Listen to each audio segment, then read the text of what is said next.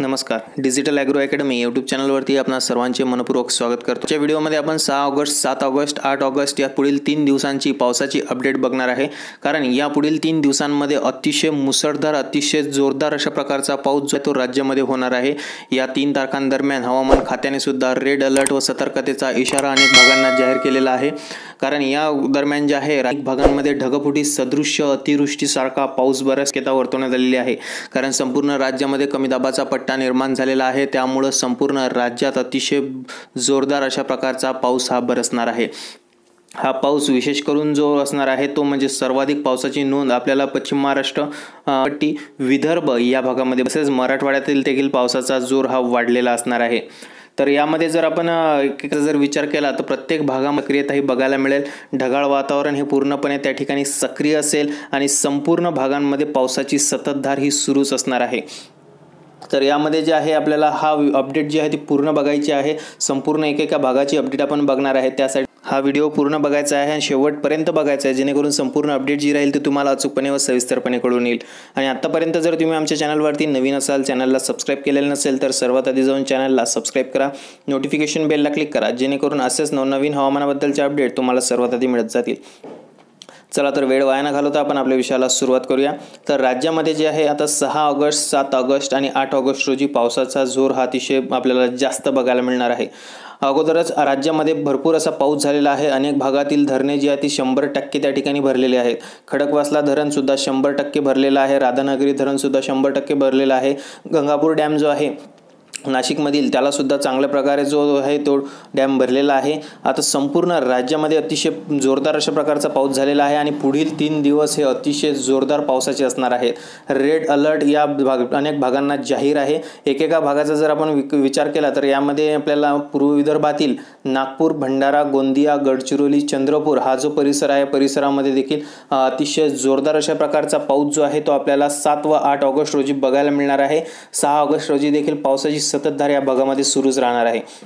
पश्चिम विदर्भामध्ये अकोला, बुलढाणा, वाशिम, यवतमाळ, अमरावती, अचलपूर, जळगाव, जामोद, संग्रामपूर, तेलारा, शेगाव, खामगाव, नांदुरा हा जो संपूर्ण परिसर येतो या परिसरामध्ये ढगाळ वातावरणाचा परिणाम हा असेल. त्यानंतर 6 तारखेच्या सायंकाळी पावसाचा जोर हा वाढताना आपल्याला दिसून येईल व 7 ऑगस्ट रोजी देखील संपूर्ण दिवसभर पावसाचा जोरदार अशा प्रकारचा प्रभाव या भागात असेल. या भागातील अनेक जिल्ह्यांना त्या ठिकाणी ऑरेंज अलर्ट हवामान खात्याने दिलेला आहे. त्यानंतरचा जो भाग आहे तो म्हणजे मराठवाड्यामध्ये देखील आता पावसाची जी सक्रियता आहे ती वाढलेली असणार आहे. यामध्ये आपल्याला जे आहे हिंगोली, परभणी, नांदेड, लातूर, बीड, जालना, छत्रपती संभाजीनगर, धाराशिव हा जो भाग येतो मराठवाड्याचा, या भागामध्ये अनेक भागांमध्ये आपल्याला जोरदार पावसाची सक्रियता त्या ठिकाणी बघायला मिळणार आहे. पावसाचा जोर हा वाढलेला असेल. 7 ऑगस्टच्या सायंकाळी पावसाचे अतिशय जोरदार सरी बरसताना या भागामध्ये दिसून येतील. त्यानंतर मध्य महाराष्ट्रामध्ये सातारा, सांगली, कोल्हापूर, सोलापूर, पंढरपूर हा जो परिसर आहे परिसरातील जे आहे पावसाची जो जोर आहे तो कायम असणार आहे. पावसाची सततधार ही सुरूच असेल आणि त्यानंतर जे आहे 7 व 8 ऑगस्ट रोजी अतिशय जोरदार पाऊस होणार आहे. रेड अलर्ट हवामान खात्याने अनेक जिल्ह्यांना दिलेला आहे. त्यानंतरचा जो भाग येतो तो म्हणजे कोकणाचा, रत्नागिरी, सिंधुदुर्ग, सावंतवाडी, दापोली, रायगड या परिसरामध्ये देखील 6, 7, 8 पुढील 3ही दिवस पावसाची असणार आहे. पावसाची सततधार ही सुरूच असेल. समुद्र किनारपट्टीलगतच्या गावांना सतर्क राहण्याची जे संदेश आहेत ते हवामान खात्याकडून देण्यात आलेले आहेत. त्यानंतर पश्चिम महाराष्ट्रामध्ये पुणे व नगर परिसराला त्या ठिकाणी सतर्कतेचा इशारा जाहीर आहे. हवामान खात्याने पुण्याला रेड अलर्ट दिलेला आहे. पुण्यामध्ये भरपूर अशा प्रकारचा पाऊस झालेला आहे आणि आता पुढील 3 दिवस सुद्धा जोरदार पावसाचे वर्तवण्यात आलेले आहेत. त्यानंतरचा जो भाग येतो तो म्हणजे मुंबई, ठाणे, पालघर परिसरामध्ये आपल्याला पावसाची सक्रियता जी आहे ती अनेक भागांमध्ये बघायला मिळेल.